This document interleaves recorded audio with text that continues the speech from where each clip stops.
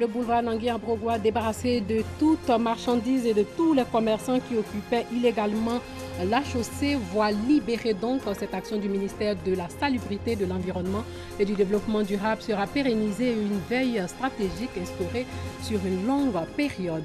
Nous vous inviterons à jouer au Scrabble, ce jeu de société qui permet de parfaire son vocabulaire, s'implante de plus en plus dans les familles. Il pourrait même devenir une discipline sportive. Et puis le 9 octobre 1983, tension entre Séoul et Pyongyang après un attentat en Birmanie contre le président sud-coréen. 21 personnes sont tuées, dont 4 membres du gouvernement sud-coréen. C'est l'éphéméride de ce soir. Madame, Monsieur, bonsoir. Avant de commencer ce journal, sachez que Kamagaté Souleymane, responsable du protocole du président de l'Assemblée nationale, a été interpellé avec un mandat de dépôt aujourd'hui pour les faits de détention, d'entreposage et de cession d'armes de guerre de première catégorie et de complot contre l'autorité de l'État. Selon le procureur de la République, Adou Richard, cette arrestation fait suite à la découverte le 11 mai 2017 d'armes de guerre retrouvées dans une villa à Boaké dans le centre du pays. La villa abritant la cache d'armes appartenait à Kamagaté Souleymane, responsable du protocole du président de l'Assemblée nationale. Opération Grand Ménage spéciale au boulevard Nangui-Ambrogois dans la commune d'Adjamé. C'est une voie débarrassée de marchandises et de ces commerçants qu'il nous est donné de voir. Le ministère de la Salubrité, de l'Environnement et du Développement durable veut par cette action résoudre la question de l'insalubrité. L'axe Mairie-Cinéma-Krinjabo était donc fermé à la circulation et au commerce aujourd'hui de 7h à 13h et cette action de salubrité sera pérennisée. Une veille stratégique sera instaurée sur une longue période. Sachez aussi que le traitement du cancer du sang est désormais gratuit en Côte d'Ivoire. C'est une annonce du vice-président Daniel Kablan-Duncan. La rentrée académique 2017-2018 a démarré aujourd'hui même dans l'enseignement supérieur. Cette année académique compte 2 semestres, du 9 octobre 2017 au 16 février 2018 et du 19 février au 29 juin 2018. Objectif visé, une rentrée unique valable pour les 2 secteurs du système de l'enseignement supérieur.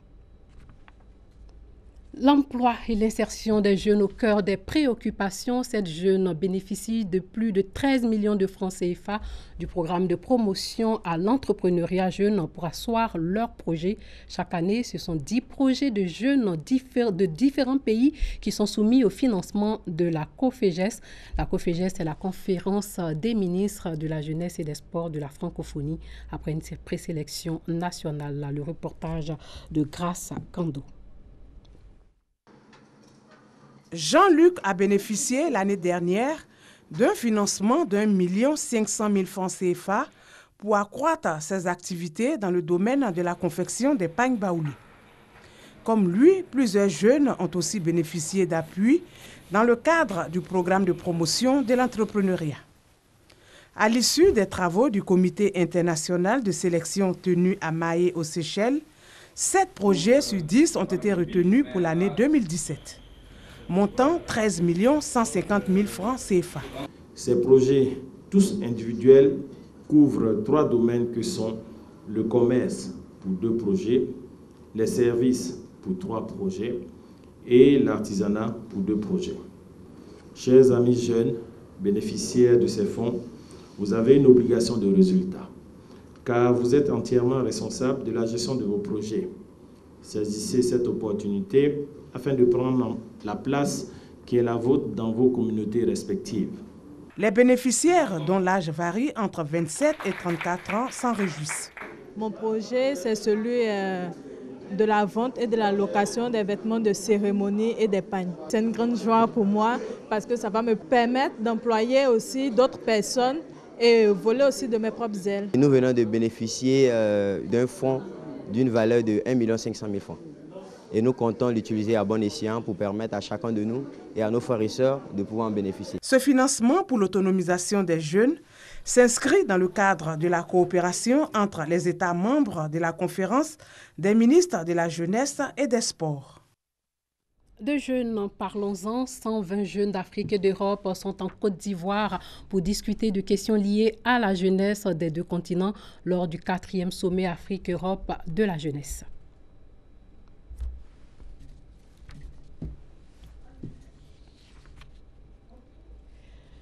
Je disais donc que de jeunes, nous allons en parler, 120 jeunes d'Afrique et d'Europe sont en Côte d'Ivoire pour discuter de questions liées à la jeunesse des deux continents lors du 4e sommet Afrique-Europe de la jeunesse. Une série de recommandations sera soumise au sommet Union africaine-UE axé sur l'éducation et les compétences, la paix et la sécurité, la gouvernance et l'inclusion, l'environnement et le climat, l'entrepreneuriat et la création d'emplois. Ce sommet va permettre aux jeunes de s'impliquer dans l'établissement des priorités dans les processus de prise de décision. Le Scrabble, jeu de société, jeu de lettres, se joue en famille et entre amis et se pratique aussi en compétition. Des championnats sont même organisés. Pratiquer le Scrabble, elle permet de parfaire son français. Pas étonnant donc que le Scrabble s'implante de plus en plus dans plusieurs familles, d'où la volonté des amoureux de ce jeu d'en faire une discipline sportive. Les lettres sont tirées de façon aléatoire et posées sur cette grille carrée. Ces lettres doivent former un mot qui a un sens pour cumuler des points. C'est le principe du jeu de Scrabble ou Scrabble en anglais.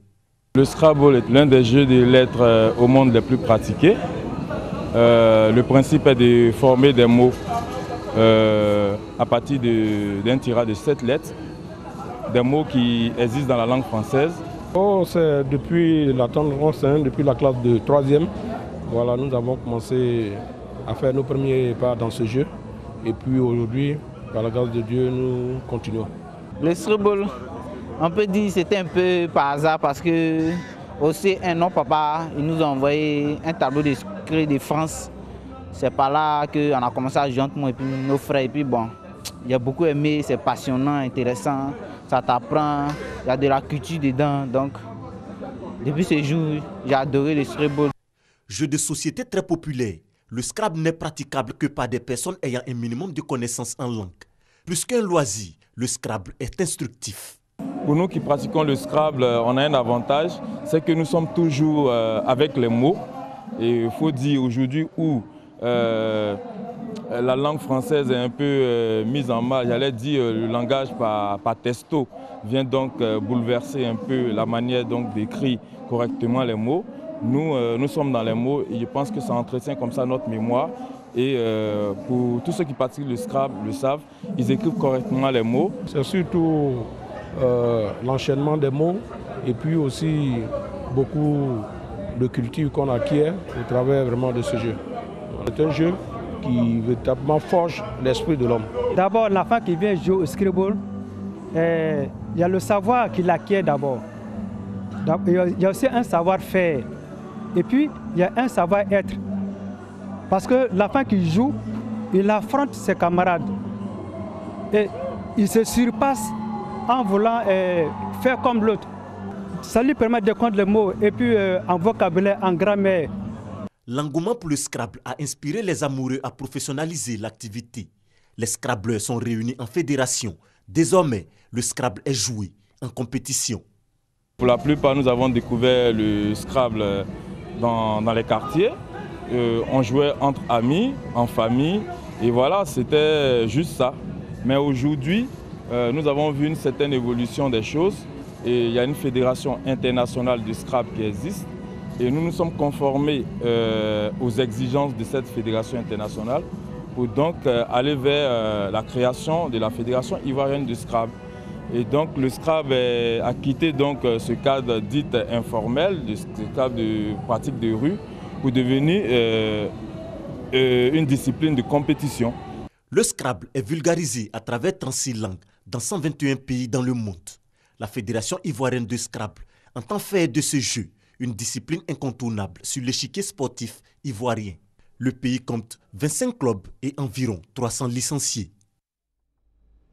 Aïssa, l'arbre à chocolat, une œuvre de Marguerite Aboué, milite en faveur de l'éducation des tout-petits, mène aussi la lutte contre le travail des enfants.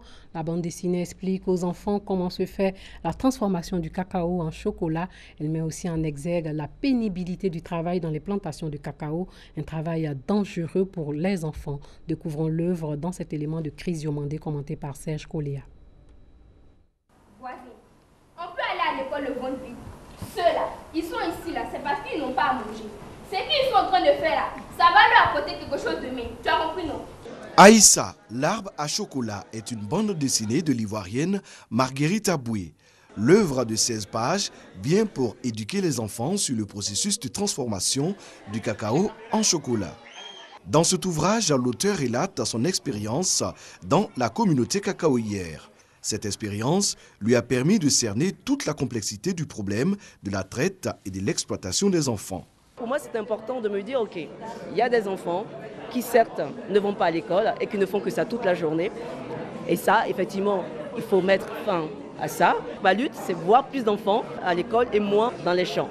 Pour les lecteurs, cet ouvrage est une contribution judicieuse dans la lutte contre le travail des enfants dans la cacaoculture. La Côte d'Ivoire doit rester premier producteur mondial de cacao sans le travail des enfants et nous nous engagerons corps et âme pour parvenir à cela. On peut être le premier exportateur et le premier producteur mondial de cacao sans recourir au travail des enfants et c'est dans cet esprit-là que notre initiative s'incorpore. Même l'enfant qui ne sait pas encore lire, il va avoir envie d'aller à l'école et il va comprendre à travers cette bande dessinée combien il est important que l'enfant aille à l'école et qu'il a des droits. Marguerite Aboué, écrivaine, scénariste et réalisatrice, est à sa 17e œuvre pour lutter contre la traite des enfants. 7000 exemplaires de cette bande dessinée seront distribués dans les écoles et dans les bibliothèques. En 1983, le président sud-coréen d'alors a échappé à une tentative d'assassinat. L'attentat de Rangoon a été orchestré par la Corée du Nord. Le président Chun survit à l'explosion en raison d'un retard sur le lieu de l'incident, mais le bilan est lourd pour le gouvernement sud-coréen qui perd 17 de ses citoyens. Thomas Gessambi nous ramène en 1983. 9 octobre 1983. Le président de Corée du Sud, Chun Doo-hwan, échappe à un attentat à Rangoon, en Birmanie. Le 9 octobre 1983, le président sud-coréen Chun Doo-hwan est en visite officielle à Rangoon, la capitale de la Birmanie. Durant sa visite, il prévoit de déposer une couronne au mausolée des martyrs pour honorer la mémoire d'Aung San, l'un des fondateurs de la Birmanie indépendante, assassiné en 1947. Au moment où certains membres du personnel du président commencent à se réunir dans le mausolée, une des 3 bombes dissimulées dans le toit explose. L'énorme explosion décime la foule en dessous, tuant 21 personnes et blessant 46 autres. 4 politiciens sud-coréens de haut rang sont tués. Le ministre des Affaires étrangères, le ministre des Ressources énergétiques, le ministre de la Planification économique et vice-premier ministre, le ministre du Commerce et de l'Industrie. 14 conseillers présidentiels, journalistes et agents de sécurité sud-coréens sont tués, ainsi que 4 ressortissants birmans, dont 3 journalistes. Le président Chun est sauvé car sa voiture a été retardée dans la circulation et était encore à quelques minutes du mémorial au moment de l'explosion. La bombe aurait explosé trop tôt. La police birmane identifie 3 suspects, un major et 2 capitaines de l'armée populaire de Corée. L'enquête de police révèle qu'ils étaient arrivés à Rangoon à bord d'un navire amarré au port et avaient reçu des explosifs de la part d'une mission diplomatique nord-coréenne. Le suspect Kang Min-chul et un autre tentent de se suicider, mais ils survivent et sont arrêtés, bien que Kang ait perdu un bras. Un 3e suspect, Zin Bo, est toujours recherché par l'armée birmane. Zin réussit à tuer 3 soldats avant d'être finalement abattu. Kang Min-chul avoue sa mission et ses liens avec la Corée du Nord. Une confession qui lui permet d'éviter la peine de mort, mais il est condamné à la réclusion à perpétuité. Son collègue est quant à lui exécuté par pendaison. La Corée du Nord nie tout lien avec Kang qui est envoyé à la prison d'Isen au nord de Rangoon. À la suite de l'attentat, la Birmanie suspend ses relations diplomatiques avec la Corée du Nord. La Chine, qui avait transmis une note diplomatique demandant des pourparlers trilatéraux entre la Corée du Nord, la Corée du Sud et les États-Unis au nom de la Corée du Nord, juste avant l'attentat, réprimande la Corée du Nord dans ses médias d'État. Les fonctionnaires chinois refusent de rencontrer ou parler avec des responsables nord-coréens pendant plusieurs mois après l'incendie. Au niveau international, cet attentat fait entrer la Corée du Nord sur la liste des États soutenant le terrorisme. C'est tout pour ce soir. Portez-vous bien.